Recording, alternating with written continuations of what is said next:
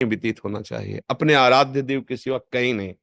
हमारी एक एक इंद्री केवल भगवत संबंध से ही वो अपनी चेष्टारत हो। नेत्रों का देखना, श्रवणेन्द्रिय का सुनना, आदि आदि जो हमारी पांच कर्मेंद्रियां, पांच ज्ञानेन्द्रियां, अंतःकरण चतुष्टय है, इनके द्वारा केवल आराध्य देव संबंधी।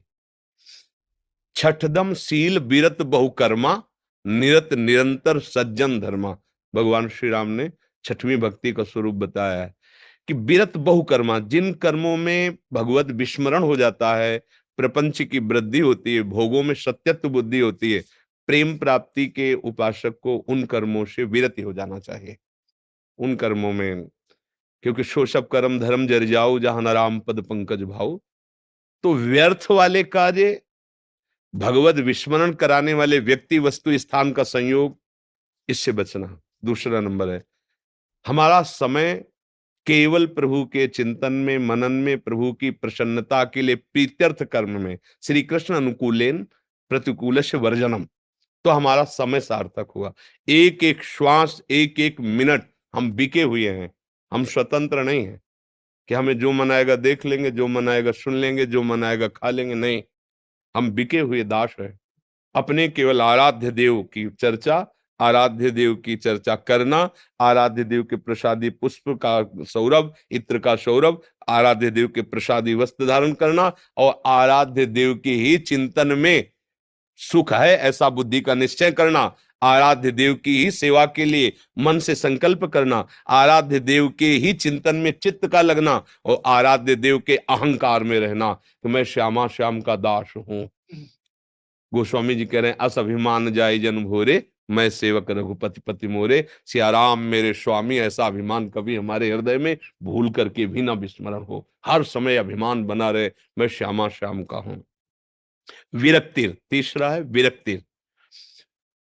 त्याग कहते हैं कि हमारे अंदर भोग की वासना तो है, पर हम भोगेंगे नहीं क्योंकि हमारे मार्ग में बाधक है। वैराग्य उसे कहते हैं भोगने की इच्छा ही ना रहना, ये त्याग से श्रेष्ठ है वैराग्य। और ये भोग वस्तु है ऐसा भान भी ना होना, उसे उपरति कहते हैं। तो वैराग्य की तीन भूमिकाएं बताई गई, त्याग, वैराग्य और उपरति। उपरति सिद्ध महापुरुष की स्थिति होती है। नहीं स्वात्मा रामम विषय मृग तृष्णाम भ्रमयति, उसमें स्फुरण ही नहीं होता भोग वासना का। लेकिन जो अपने लोग, जहां हमें प्रेम मार्ग में पहुंचना है, तो भोग वस्तुओं के सानिध्य में भी भोगने की इच्छा न रहना, ये बहुत अच्छी स्थिति मानी जाती है। लेकिन अपने को पहले इस स्थिति पर ध्यान देना है कि भोगने की इच्छाएं तो हैं, पर हम भोगेंगे नहीं। प्रभु के लिए सारे सुखों का त्याग करना, ये यहां से शुद्ध वैराग्य का प्रादुर्भाव होता है। तो विरक्ति। फिर चौथा है मान शून्यता। जब हम सहनशील होते हैं, जब हम भगवत परायण होते हैं, जब हमारे अंदर किसी बात की रति नहीं रहती, तो एक चोर होता है जो बलवान होने लगता है, जिसे हम जान नहीं पाते, अहम। वो सम्मान चाहने लगता है कि मैं त्यागी हूं, मैं बैरागी हूं, मैं भजनानंदी हूं। भगवत मार्ग तुमने ऐसा वैसा समझ रखा है क्या? अपना मान थोड़ा प्रिय लगने लगता है, ये भारी जहर है। अमानिना मान देन। लेकिन उस समय फिर गलती होने लगती है, मान लेने की भावना आ जाती है। सब ही मान प्रद और आप अमानी, ये प्रेम प्राप्ति का लक्षण है। लेकिन भूल हो जाती है, हम अपने में कुछ सद्गुण और योग्यता तप भजन आदि मान करके अपने इष्ट स्वरूपों से सम्मान प्राप्ति पर हर्ष प्राप्त करने लगते हैं, जो हमारे लिए जहर का काम करेगा। भगवत प्राप्ति, भगवत प्रेम में भारी बाधा बन जाएगा। श्रीपाद प्रबोधानंद जी महाराज, सम्मानम कल्याति घोर गरलम, नीचापमानम सुधा, श्री राधा मुरलीधरो बज सके वृंदावन, माँ त्यज। ये सम्मान बहुत बड़ा विष है हमारे साधु मार्ग में। मिलेगा क्योंकि सर्वलोक महेश्वर प्रभु की आप आराधना करते हैं, तो मिलेगा। लेकिन हमको ये विवेक से देखना है कि ये मेरे लिए नहीं है। मान लो तिलक, कंठी, जो भी इसमें सद्गुण आए हैं, वो मेरे आराध्य देव गुरुदेव के आए हुए हैं ना, तो उनका नमस्कार हो रहा है। हम तो तुच्छ दास हैं अपने गुरुदेव के, अपने आराध्य देव के। तो कोई भी हमें नमस्कार करती मुद्रा में दिखाई दे, तो यहाँ हमारे आराध्य देव विराजमान है, और ये सब सदगुरुदेव प्रदत्त है। तो सदगुरुदेव और आराध्य देव का हो रहा है। अपने में कभी सद्गुण का आरोप न कर ले। तो अमानिना, मान रहित, मान शून्यता, मान शून्यता ऐसी कि तनिक भी हृदय में गुदगुदी नहीं होनी चाहिए, भारी प्रशंसा, भारी यश, भारी सम्मान। तो उसका परिणाम क्या होगा कि भारी अपमान पर भी आपको किंचित दुख नहीं होगा।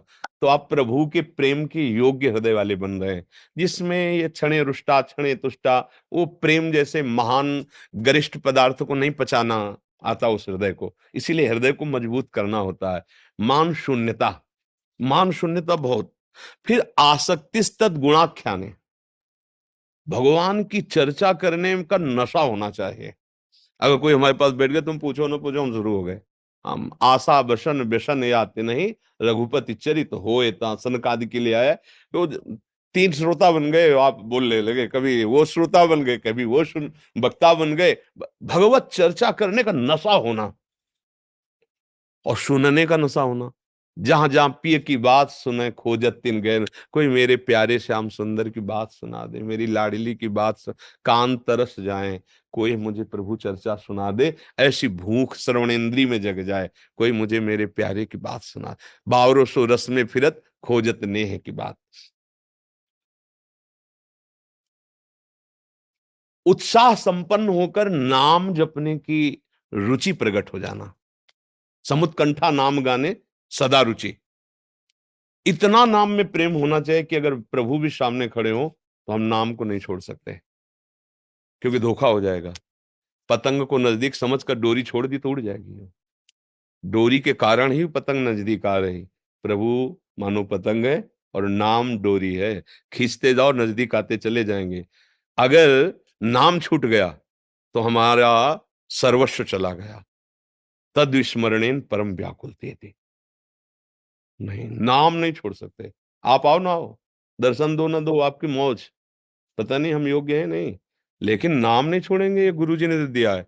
हमारा जीवन, जैसे हम श्वास छोड़ेंगे तो मर जाएंगे, ऐसे हम नाम नहीं छोड़ सकते। इतना हमारा नाम में समाहित चित्त हो जाए कि नाम नहीं छूट सकता।